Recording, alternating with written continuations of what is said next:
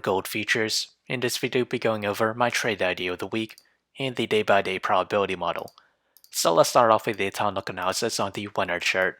We're back into positive MACD. We're at overbought levels with the RSI.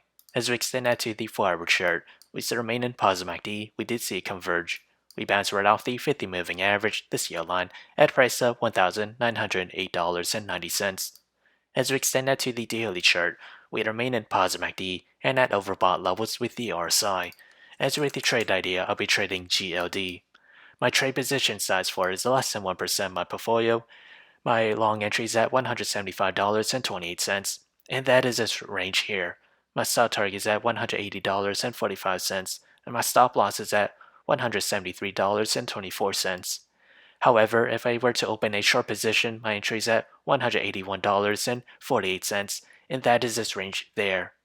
My sell target is at $177.35, and my stop loss is at $183.59. So whichever entry price were to hit first, that'll be my position of the week. So how did I develop these trade ideas? It all comes from the day-by-day probability model.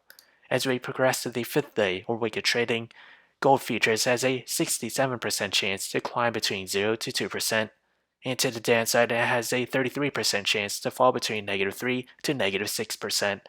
So if you enjoyed this content, feel free to like, comment, subscribe, and thank you for watching.